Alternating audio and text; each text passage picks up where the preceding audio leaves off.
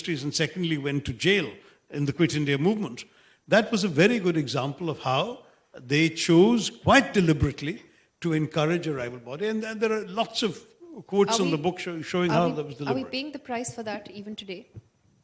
Are we paying the price for that even today, that policy of divide and rule? Well, partition... Or do you think that, partition in that form would never have happened without the British. And also Hindu-Muslim relations in this country, because, yes, on the face of it, I think it's been remarkable. The India story has been quite remarkable, but then the tensions do surface from time to time. Well, I think the whole definition of sectarian interests created both entrenched notions of those religious interests as well as responses to them. So the moment you start deliberately encouraging the creation of separatist Muslim consciousness, you will inevitably provoke a sort of Hindu chauvinist response in some. And that certainly happened. And this notion of thinking of your interests in purely communal terms really is grounded in the British policy.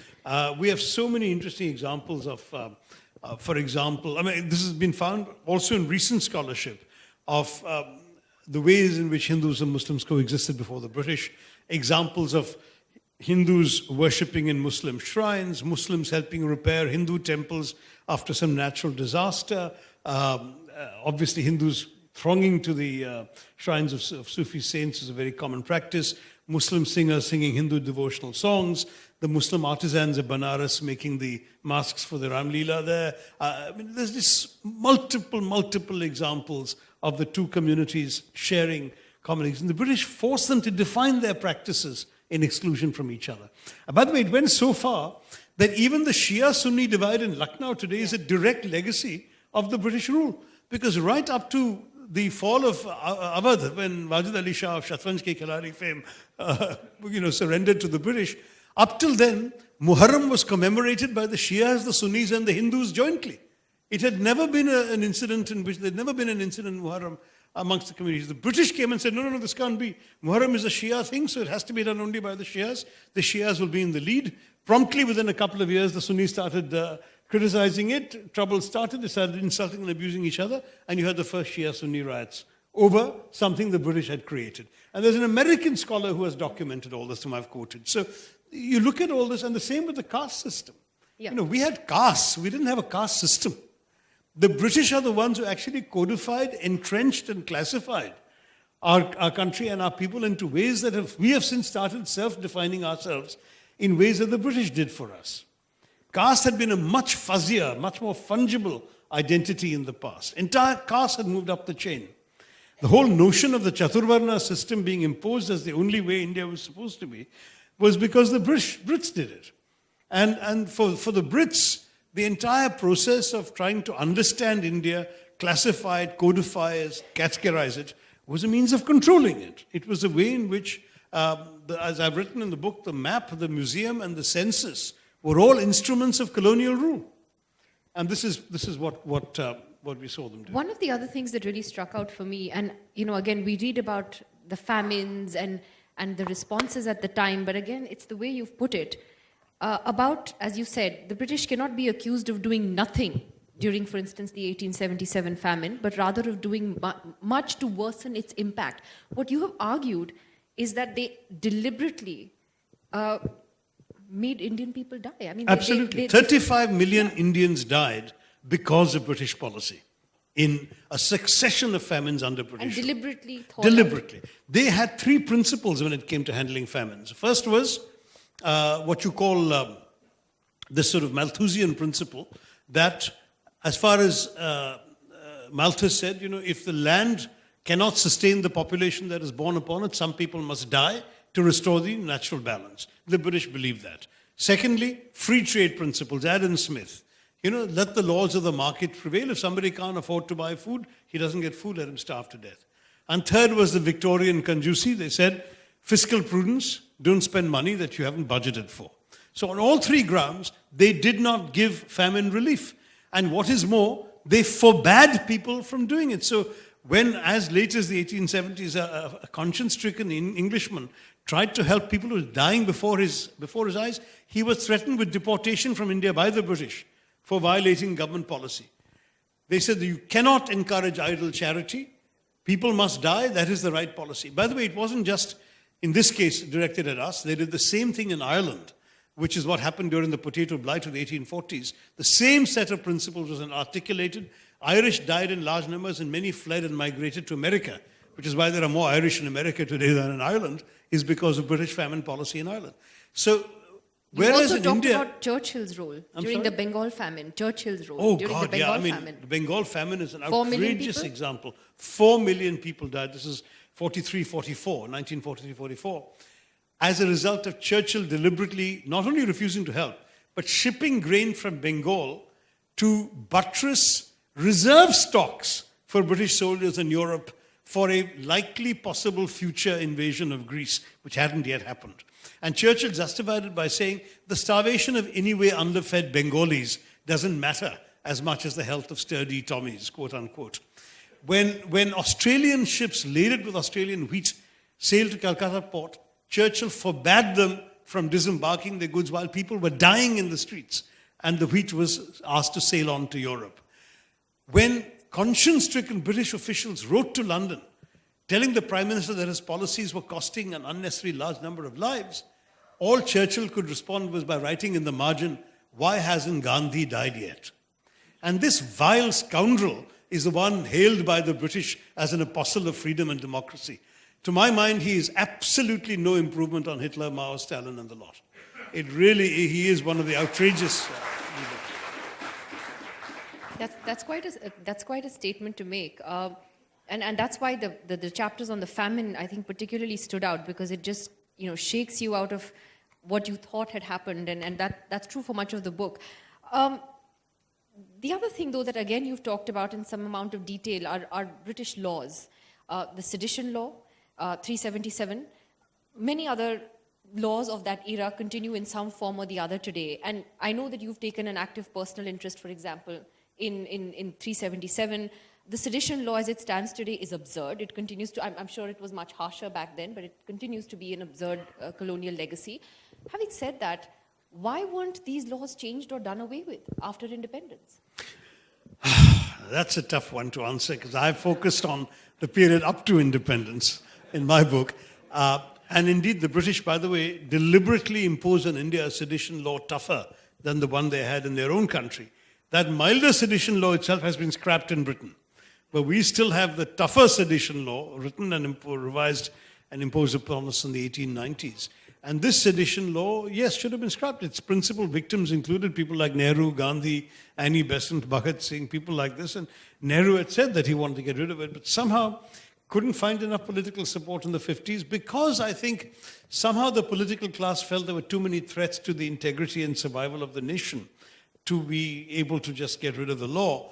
I think certainly if that was true in the 50s and 60s, when there were a lot more secessionist movements and so on, today I don't think it is true. But what's more interesting is that as early as 1962, our Supreme Court passed a ruling in which it said that sedition actually should only be seen as sedition if it involves the use of violence or the incitement to use violence. Now, that is the interpretation by the Supreme Court. But at lower levels in our country, and as you know, law and order is a state subject, state police forces and lower level judges are cheerfully applying sedition left, right, and center to cartoonists, to students, to... But with respect, your government was in power for 10 years in the modern era, till just a couple of years ago. I wasn't the Home Minister. You weren't, but you were in that government. Your party was in power. You had a chance. No, I you think, had a chance I of doing think it's something. sad. I mean, I have not hesitated to express my own views against it. But, the fact is that politics has seen all parties of all stamps who've been in power continue to leave this law on the books. What is worse is the fact that at these lower levels of the police and the judiciary, arrests are taking place, even though any educated person can tell them that eventually, if the appeal goes up to the Supreme Court, it will inevitably succeed, because the Supreme Court has already laid down a yardstick that unless violence is threatened or involved, you can't have sedition.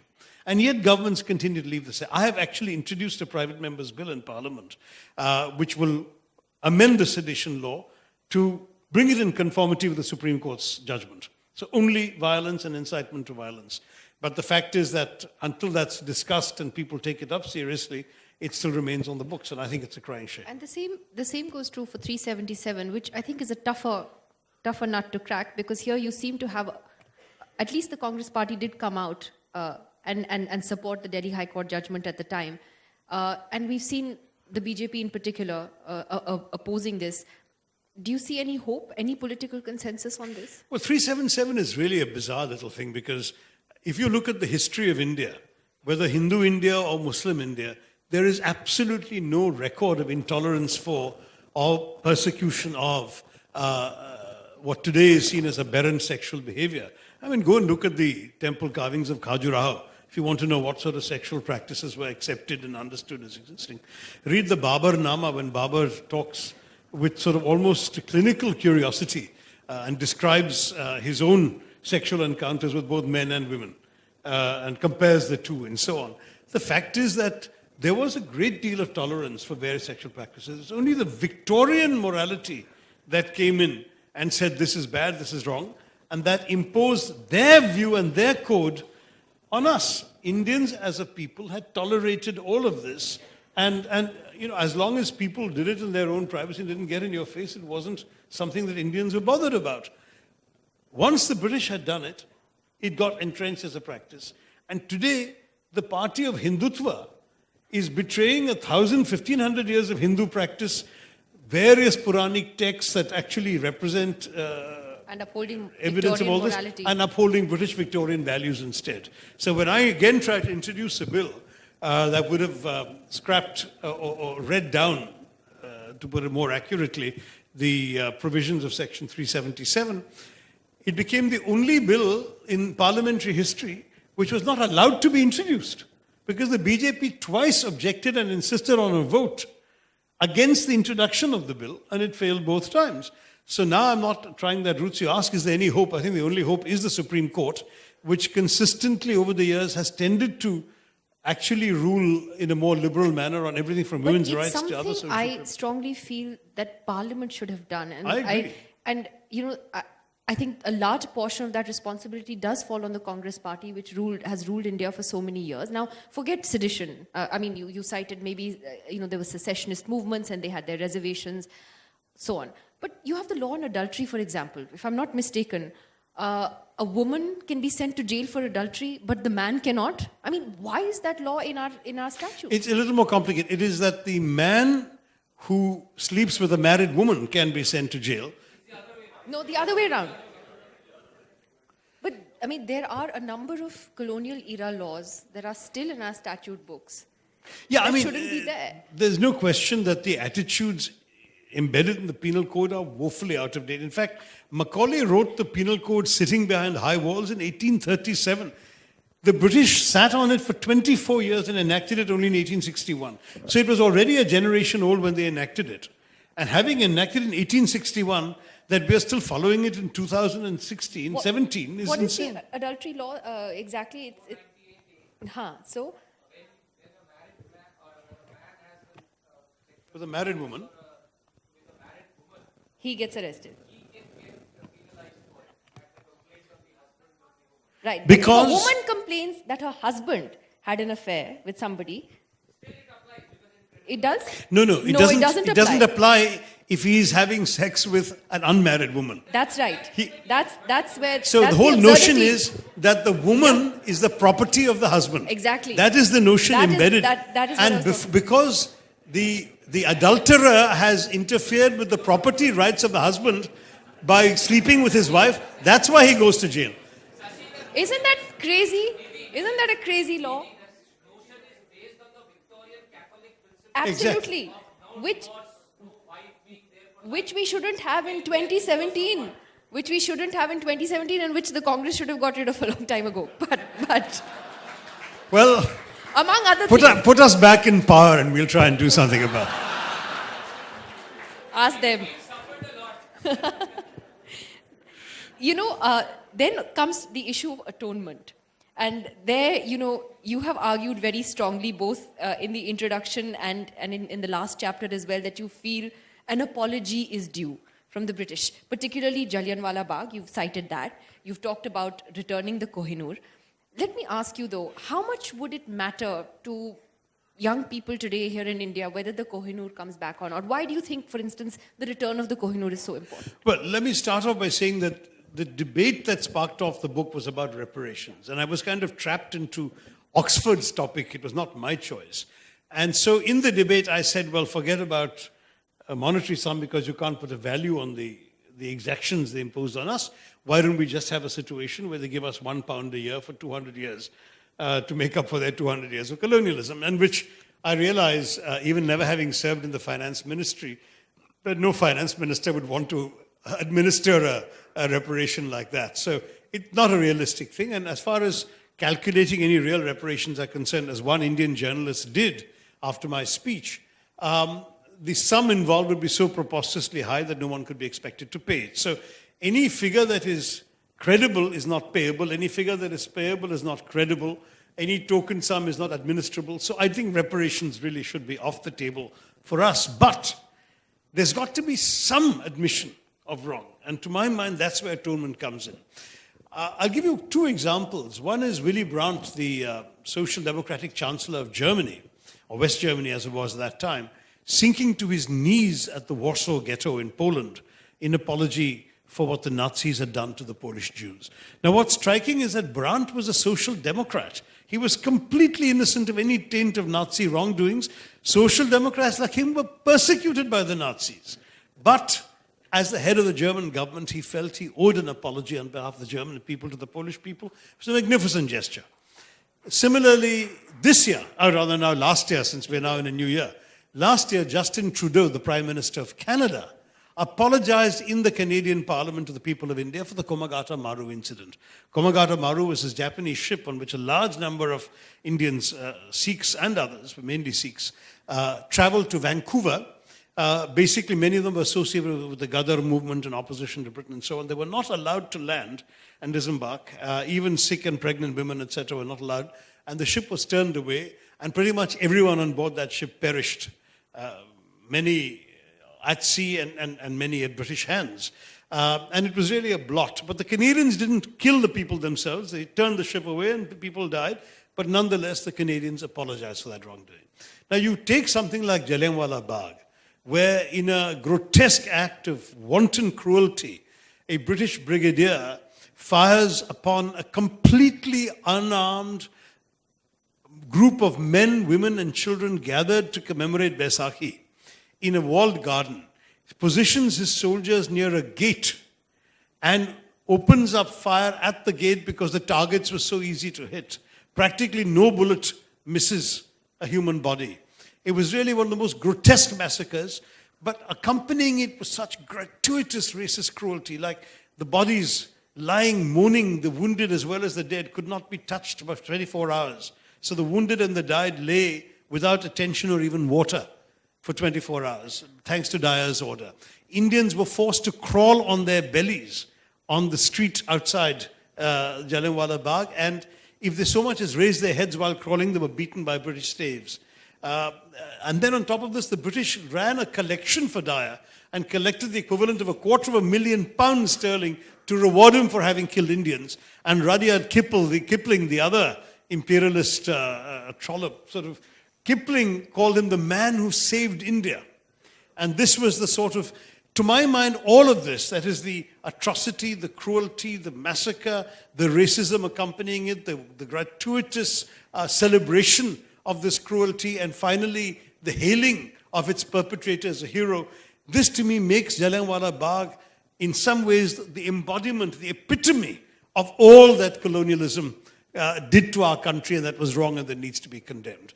And to my mind, therefore, if on the centenary of Jallianwala Bagh in 2019, a representative of the British government, either a member of the royal family or the Prime Minister of the day, comes to Jallianwala Bagh, sinks to his or her knees there, and begs forgiveness, that would be a terrific. Now, I've spoken to a few senior Brits who told me this will never happen because the British had done so much in so many parts around the world. If they started apologizing in India, they would never run out of places to go and apologize, and the demands would keep coming up. But to my mind, that's not our problem. It's theirs. And there is something very special about what they did to India, because India is the only example of a thriving, flourishing civilization and economy that they destroyed. Well, a place like Singapore was a barren rock. They built it up. I mean, I would argue they don't owe any apologies to Singapore, but they do owe apologies to India. There is a difference. And the second form of atonement I do want to mention briefly, Nidhi, is to just educate their children.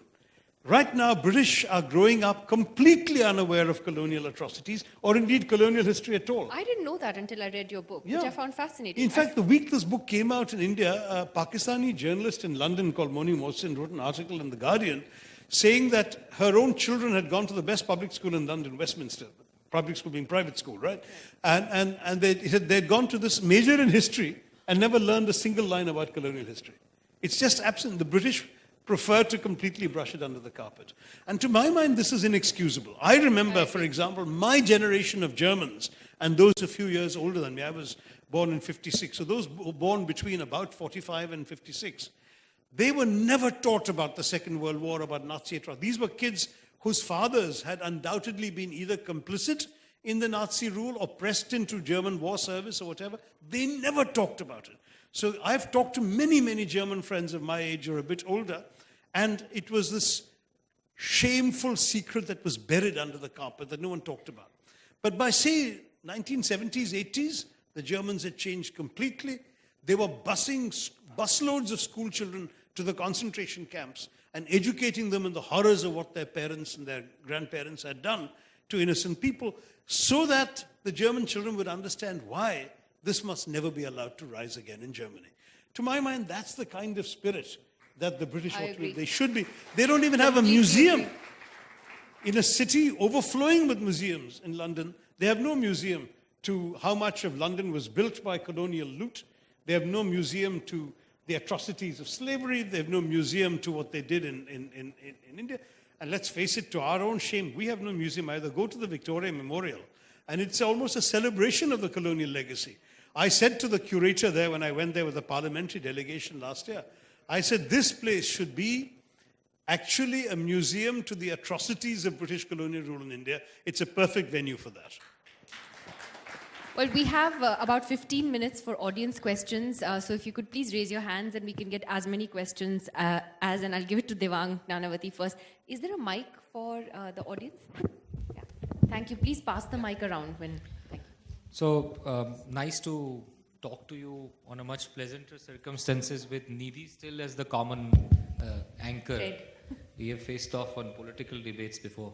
I have two questions. One, probably the other one is a very short question. The first is, you write an era of darkness, which you probably will relate it to the Battle of Plassey and onwards till the British rule. I do believe that if not the era of darkness, at least the era of dusk began in 1206 when the first Sultanate was established in India. Any comments on whether, what would you include that era also as an extension of where we landed under British rule? Because I think we lost a lot of culture, civilization of which you spoke of, Shankaracharya and the Vedic civilization and the continuous stream that you spoke of.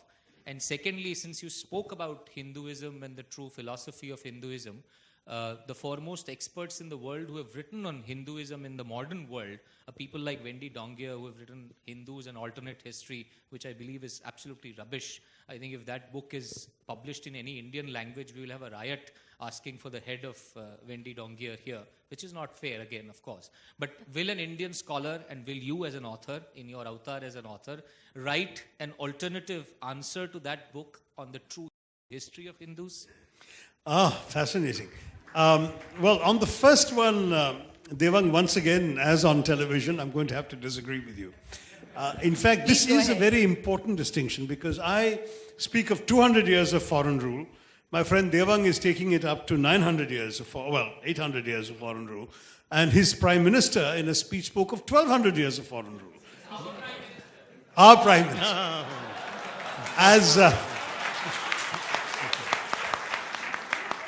As Rahul Gandhi said in Parliament, when the same comment was made to him when he also said his prime minister, and they said he's your prime minister, Rahul Gandhi said, "जी हाँ, मेरा भी प्रधानमंत्री है, लेकिन किसान मजदूर का प्रधानमंत्री नहीं है." That's another issue. But we'll play politics some other time. Going back to this, my argument is there is a difference between invaders, whether they happen to be Muslim or anything else, who came in, looted and plundered, took their loot and left the country. And that includes, obviously, some of the Muslims from Muhammad bin Qasim in the 8th century all the way through to the raiders, the notorious raiders like Timur, like Nadir Shah, 1739, Ahmed Shah Abdali, 1761. So you've had a number of people who came and went, and they I would classify as looters, despoilers, attackers, everything. But there is a difference between them and those who stayed on to rule in India and who assimilated into Indian soil and became part of the magnificent tapestry of our civilization. Because to my mind, they ceased to be foreign. The first Mughal came from the Fargana Valley. His son was already half Indian because Humayun was born from an Indian mother. Then Humayun's son was born from Akbar was born from yet another Indian mother. And Akbar's son, Jahangir, was born from yet another Indian mother. By that fourth generation, there's practically no Fargana Valley left in this Muslim. Now, it's true, as I've said in the book, that, when visitors came from the Fargana Valley, they were received. The Mughal emperors would ask with great curiosity about whether their ancestors' graves were being maintained. But they didn't feel any sense of loyalty there. They spent their resources in India. In fact, they imported resources to India. They got great artists, musicians, craftsmen, sculptors, architects into India from foreign countries, from Persia, from Samarkand and so on, and left us with some of the most beautiful monuments of our civilization today. To my mind, they are totally assimilated. They are Indian. And that is the big difference between me and my friend Devang and his tribe, is precisely that we have to accept that India is a product. Jawaharlal Nehru had a beautiful metaphor in Discovery of India when he talked about India as a palimpsest. I don't know if you all know what a palimpsest is. Imagine a wall on which, say, Nidhi goes and writes something. And then I go and write on top of that without erasing what she wrote. And then you come and write on top of what I have written without erasing what I've wrote. And Devang comes and writes on top of that, and they're all there. Each one adding to what has gone before. That is a palimpsest. And to my mind, that is our civilization. That is our culture. It is all these layers, one on top of the other. So that, Devang's boys are particularly good at internet polls. When there's an internet poll, you'll find an army of Indians going on and voting for various things. There was a totally contrived poll on the greatest monument in the world.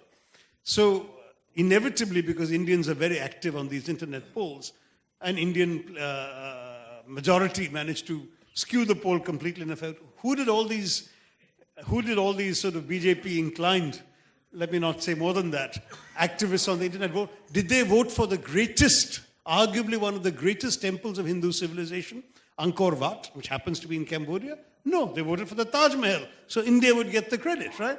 So that is also an acknowledgement that for us, our country is a product of all these influences, and we celebrate all these influences equally. So that's my first answer.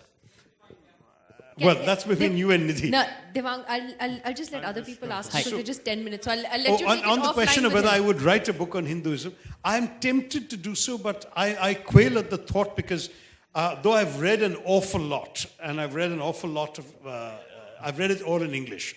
So I've read large chunks of the Upanishads, I've read much of Vedanta, I've read a lot of interpretations by assorted Swamis, but I don't know any of the original sources. I'm reading translations.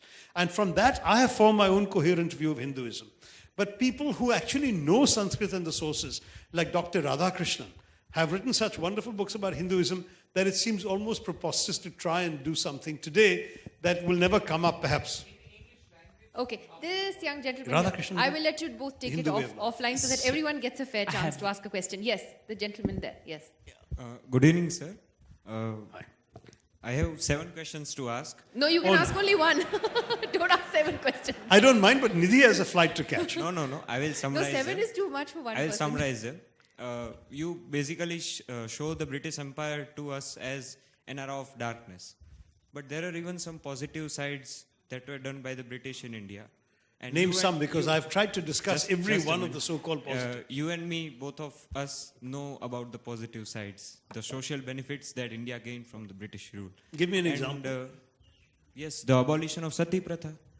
That was advocated by an Indian reformer, Raja Ram Mohan Roy. But the British made a law They made a law. That's because they were ruling.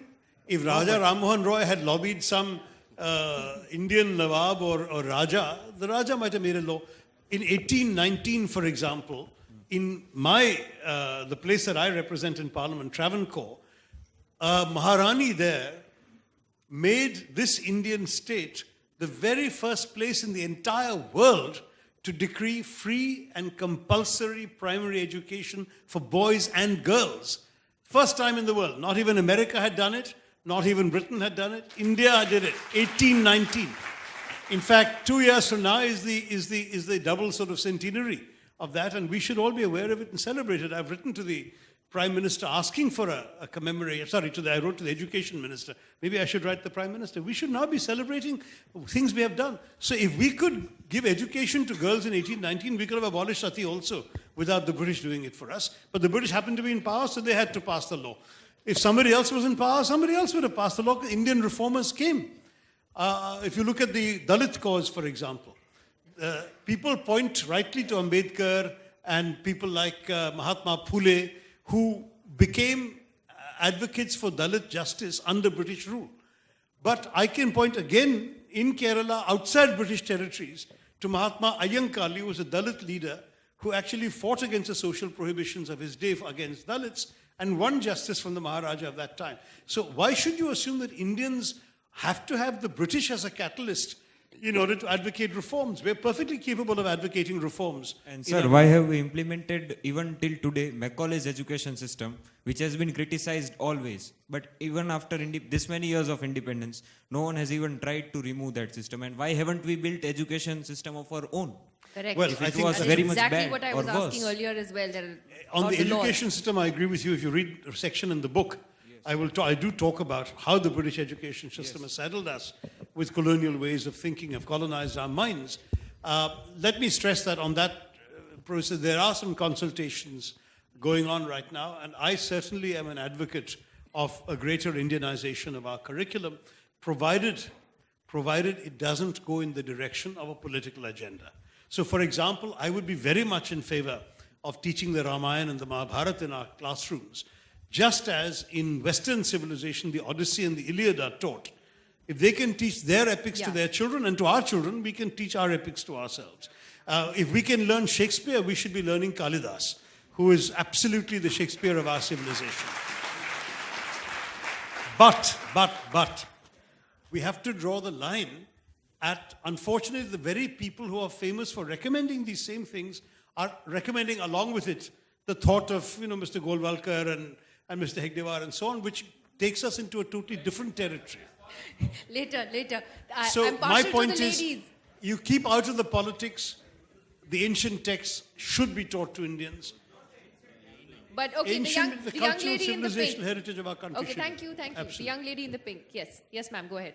Hello, Dr. Tharoor. I appreciate you greatly. Thank you. This is not a question, just a note of congratulations. I've read White Mughals and The Last Mughal, both by William Dalrymple, and it moved me to tears reading about all the excesses that the British had conducted in India. And I always thought, why an Indian doesn't write about all these things? And here comes your book. And I'm so proud of you on having written this book. Thank you so much.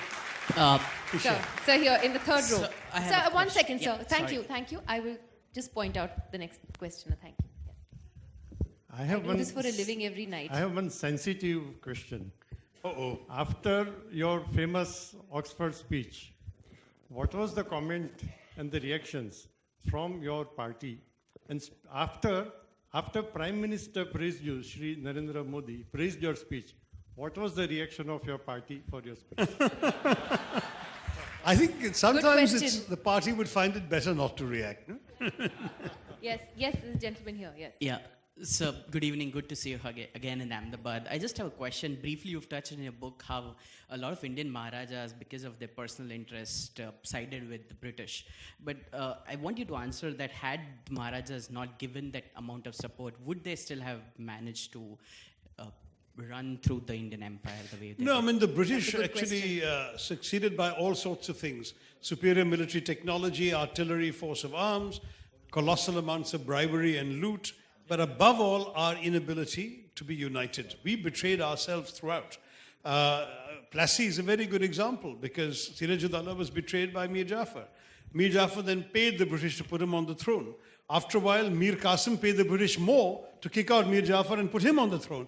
Then Mir Jafar came back with more money and they kicked out Mir Qasim and put Mir Jafar back on the throne. So all of this stuff was typical. In fact, if you go to Srirangapatnam near Mysore, where you'll see the last redoubt of Tipu Sultan, he had an impregnable fort. It was not only an extremely strong fort, it was surrounded by a moat, which was not only full of water, but full of crocodiles. No British soldiers could cross it. They had, of course, secret underground passages to allow the supply of goods and water and food and so on coming into the fort. So how did the British manage to capture Tipu Sultan? Somebody from within betrayed them by letting the British in through a gate that allowed them to pass under the moat. And that gate is labeled right out there, Water Gate. And so the tourist guide said to me, "You see, sir, second Watergate, Washington. First Watergate, Srirangapatnam." So that is our scandal. We betrayed ourselves a lot. Dr. Tharoor, would have been it better that your speech would have been happened much before you became HRD minister so that you could have incorporated in the history textbook of our country? I don't think I ever had the power to incorporate anything in the history textbooks in our country. There are two things to be said. First of all, the system is genuinely complicated, involves various academic committees that will have to rule on these things with professional historians in them, then it goes through. But secondly, all the central government can do is issue a guidance. The state governments have to issue the textbooks because education is a state subject when it comes to school education.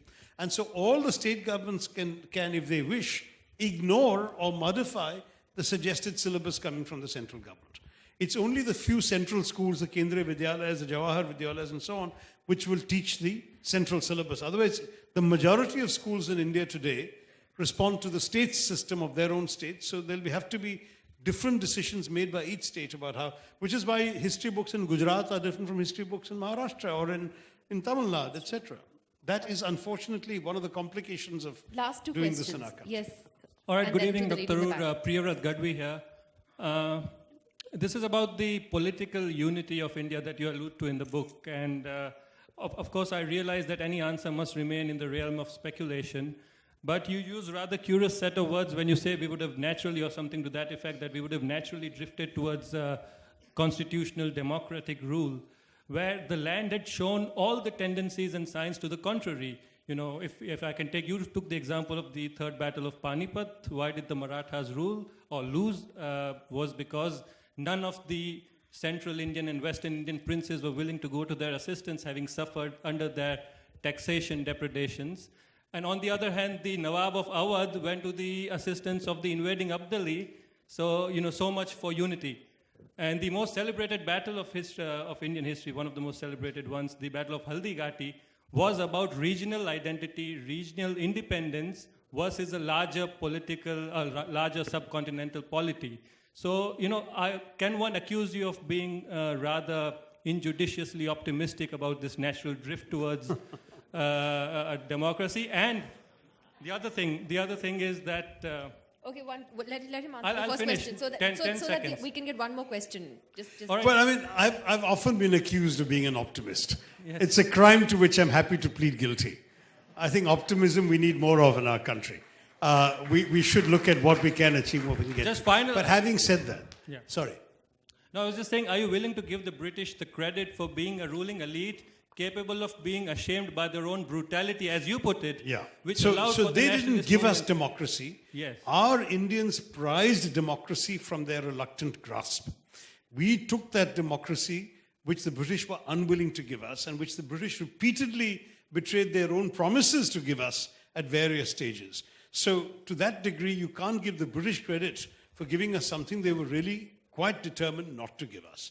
Until finally their exhaustion at the end of the Second World War left us with the British about to leave and obviously handing over to us the incipient system. But we wrote the Constitution that for the first time gave every Indian the vote. Every Indian did not have the vote until 1951. Now, having said that, I did say to Nidhi that obviously, you know, her guess is as good as mine. Counterfactuals are by definition hypothetical. So it is hypothetical to say we would have become democratic. But I ask you to think of it this way. how many countries in the world today have remained immune to the appeals of democracy? And, basically China, even Russia has a form of democracy today, despite 70 odd years of authoritarian communist rule, simply because the currents of the times head in that direction. And as Amartya Sen has argued, India has been a famously argumentative country. We've had sabhas, we've had panchayats, we've had a number of forums in which people were able to discuss and express their views in various forms. It seems to me not an implausible argument that those could have evolved in a democratic direction, given the currents of global history, which have been towards greater freedom of expression, greater political participation, greater democracy. Now, if you were to construct an equally plausible case, as you implicitly did, that no, we would have become more dictatorial and so No, on. I'm just playing the devil's advocate. I Yeah, completely so- identify with the book, though, as Yeah, a patriotic. so I think you can certainly do so, because hypotheticals being, mine is what if and yours is what if, and either what if, let people choose which one they want. Whether you're an environmentalist, right? Yes, Prevat? yes. So I have also talked about what the British did Yeah, to yeah, damage yeah. our environment in the I book. understand. Yeah. Last question Including to the the young destruction lady there. of lions, cheetahs, tigers, many Tigers, of our yeah, predators. absolutely. And if it wasn't for the Nawab of Junagadh's frankly selfish desire to preserve his own hunting grounds that kept so many lions alive in the Gir forest and so on, if it wasn't for him, we mightn't have any lions left in India today. So the British would have quite cheerfully massacred the lot. And Lord Oh, Curzon we've got time also. for one last question. There's a young lady there who's waiting to ask it. Namaste, sir. My name is Himshika. Sir, Hello. I'm a school student. Sir, Wonderful. British came in India as traders and then they planned to rule on India. So, sir, as you are a very big minister in India and you have Not anymore. and you have been a past foreign minister also, I have seen many of your parliament speeches in which you have suggest some rules about the child education. So, sir, what should you spread among the parents, not only the children's, among the parents for the child education, because if parents will be there, child will be educated. Well said, young girl. Thank you. Which class are you in? Which I'm class? in 8th. Eighth. Right. Wonderful. What's your name? My name is Himshika from Himshika. Anand. Thank you, Himshika. Well, I think that's a good question. The thing is that, first of all, I think the parents should understand that it's a child being educated, and the parents should not be the ones standing over the child with a ruler saying, study more, do this, do that, which unfortunately our parents tend to do. They should give the child the space to think for herself and to breathe free. Second, I genuinely believe that whereas I happen to be, as a child, inconveniently good at taking examinations, I don't believe that exams alone are the mark of the child's education. In fact, okay, there you are. See, you're giving yourself a different kind of education by coming here. But the fact is that, in our culture, we tend to think of exams and exam results as the be-all and end-all of education. It was Einstein who said that the true hallmark of education is what is left in your mind after you've forgotten everything you studied for your examinations. So it is important to have an educated mind, and I would tell parents that an educated mind is not one that's crammed full of textbook facts and figures, because honestly, in the 21st century, you don't really need to cram your mind full of facts and figures. If you have a mind that accommodates them, great. But if not, 2 clicks of the mouse, you can look it up on Google. So what you really need is not a well-filled mind, it's a well-formed mind. A mind that is able to understand and appreciate different issues, different problems, unfamiliar information, to synthesize unfamiliar facts, to come up with new approaches to understanding those facts. A mind that is capable of asking not only why, but why not something. And I think that if our parents would tell the children not only study your textbook, study what your teachers told you and repeat that, but the parents would also encourage the children to ask more, to show more curiosity, to actually preferably ask things that are not in their schoolwork and not in their textbooks. Because ultimately, the great examination called life asks you questions for which you can't prepare in your examination. And if you have the right kind of mind, then you will be able to pass that examination called life, which asks you all sorts of unexpected questions from the time. And you get free life advice as well. Thank you. Please. They please. gave me a very free hand. My parents, my father is long gone from this planet, unfortunately. My mother is still around, and I'm very grateful to them for the liberality and openness with which including letting me choose my own streams. I mean, when I opted for humanities at the end of class 8, class 9 was when we streamed. My teachers were so upset, they called my parents to the school and said, this boy has been coming first in science throughout. Why is he doing history? And my parents said, what's the matter with you? Like all middle-class parents, they wanted me to become a doctor or an engineer too. And I said, look, I dislike the subject. I'm just good at studying for the exam and writing what I've studied. But the day after the exam, I forget science because I don't care about it. You ask me anything about history or literature, I'll tell you. This is what I care about. So they said, fine, do humanities if that's what you want. And right on through, I mean, at the end of I aced those exams when I left school. And so parents said, at least go and do economics honors and, get a good job with a big salary and so on. And I said, no, I want to study history. In fact, St. Stephen's College had never had a student with my marks applying for history.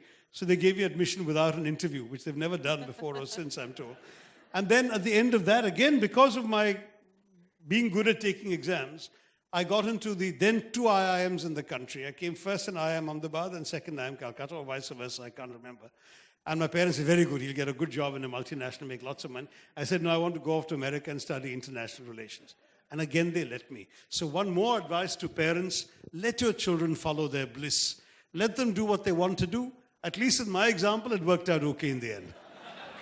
Well, I'd like to thank Sasi Tharoor very much for this wonderful conversation on the book. I'd like to thank the Institute for calling us today, all of you who've been a great participative audience. And please join me in wishing Sasi Tharoor the very best of luck when he goes to release this book in the UK, because I wish I was moderating that launch to see their reaction there. Thank you. Thank you. Lovely conversation. Thanks very much.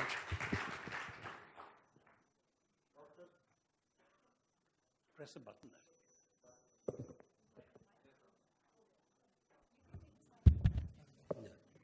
Yeah, Dr. Tharoor, Nidhi Radhan, eminent guests, ladies and gentlemen. Absolutely refreshing evening. And I think Dr. Tharoor and Nidhi have taken us to a time travel of history in a very, very gripping and engrossing manner. I have never seen such book release where the book is being discussed and we are savoring every part of it. Wonderful, great job, and I think we are enriched today. And may I request all of you to give them a big round of applause.